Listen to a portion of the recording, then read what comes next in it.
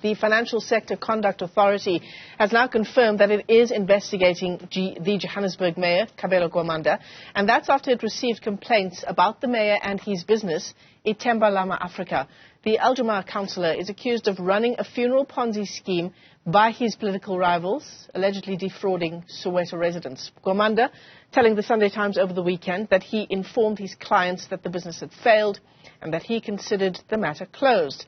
The FSCA says the investigation will look into whether any financial sector laws were contravened. For more on this, we're joined this morning by Funzi Ngobeni from ActionSA. Funzi, it's great to see you. Thanks very much indeed for coming on. Fair to say that it's not enough that Kabelo Gwamanda considers the matter to be closed. Yeah, no, absolutely. And good morning to your viewers. No, I mean, it's not enough. From our side, we still want to hear him being held accountable, not only in council, but he is avoiding talking to you colleagues in the media and clearing the matter. I mean, this confirmation by the authority FSCA, comes about a week or two later after we had asked him to use the State of the City address to take the residents of the city into his confidence on these allegations, and he failed to do so. And he's been avoiding answering questions in the media throughout as well. So we feel that it is an individual that has a lot to answer, and that is being shielded by his coalition partners, the ANC, the EFF, and the PA, who seems to be, arranging with him to go underground, hide himself, stay away from the media. As a result, the city then becomes leaderless from time to time since he got into that position. Yeah, and falling ill at the time of the debate on his State of the City address. I mean, in some ways, one does hope that these allegations are not true, because it would just mean that the revolving door of the mayorship for Johannesburg continues, and we know what the impact will be on residents and on service delivery. Absolutely, and to be honest, I mean, we shouldn't be going through this. I mean, the coalition that is in power in the city of Johannesburg, they've got a majority. The ANC, EFF, PA, and other political parties, they constitute more than 136 votes in council. All they need to do is to sit around the table and identify the best man, the best woman amongst themselves that can lead the city. Someone with integrity, with honesty, someone with experience that can be able to take our city, from the difficult position that it's in now to the next level. They failed to do so initially when they gave us Thapelo Amat. We put a motion of no confidence, and then they later reflected, and themselves they removed Kabelo. We didn't have to even take that motion to council. They removed him, but instead of correcting their mistake, they gave us someone who's even worse, who's now being alleged to have defrauded the residents of the city. And this comes, amid what they have been telling us, that they've done the vetting. This individual is there's no issues about him. In fact, the leader of Jama-ah was telling us that this individual has a degree or something, and later on, he himself confirms that he didn't complete a matric. So we wonder what type of vetting was done by Pangazali Sufi and the other colleagues there, and again it gives us an idea that they are treating this city as their kindergarten, and they are not taking running the city as a serious business that is supposed to be. Yeah, if anything, what you've just said does give us a sense that there are some serious gaps in the vetting process for positions like such an important one, the position of mayor. The decision in council as well, Funzi, this morning, to postpone or to not put on the agenda the motion of no confidence in the mayor. At the beginning of our interview, you talked about coalition partners shielding Kabelo Gwamanda from accountability. Is that how you see this decision by the Speaker as well? No, absolutely. There is no basis whatsoever for the Speaker to have, basically sidelined our motion and not table it at the programming committee.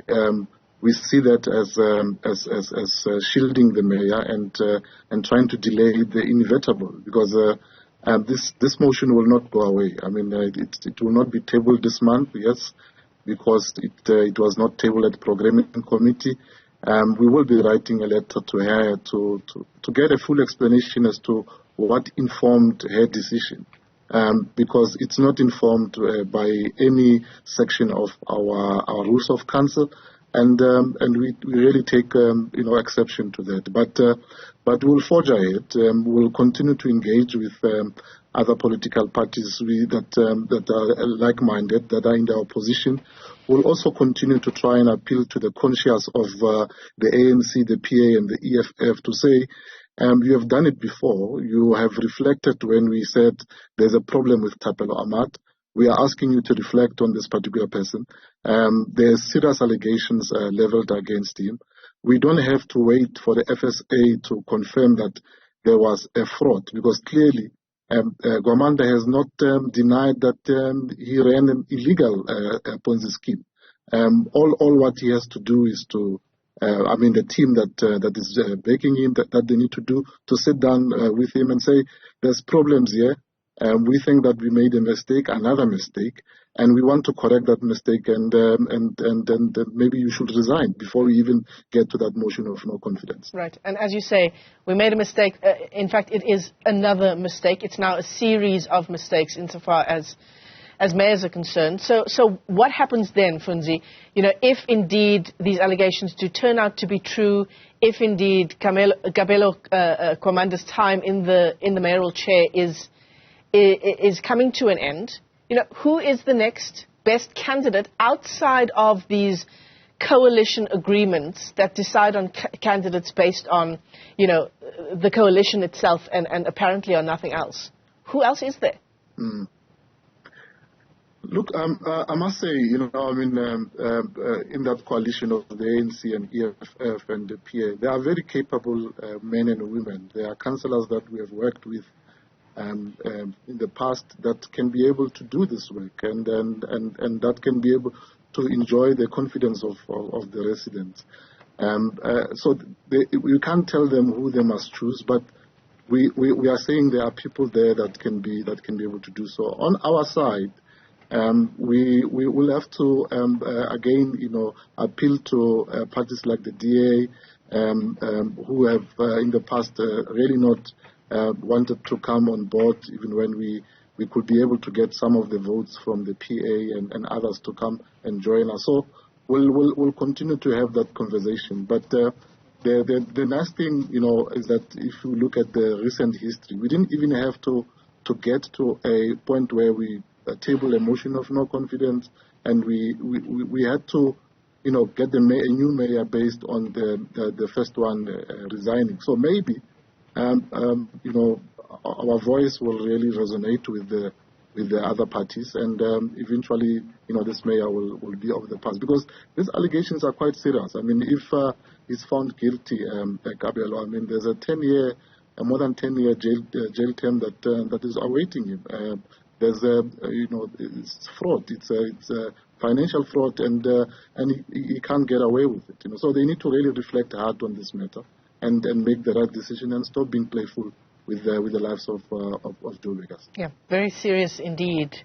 Would ActionSA support, now that we're talking about a revolving door, someone like Mpopalatse coming back to that position? No, even in the past we have supported him. There was a point recently where we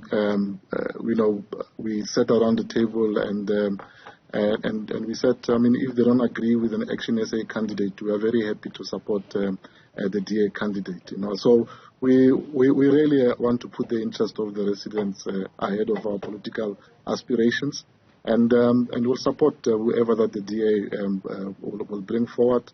In the interest of the residents, we should be able to find each other. Funzi Ngobeni is with ActionSA. Thanks very much indeed for joining us this morning.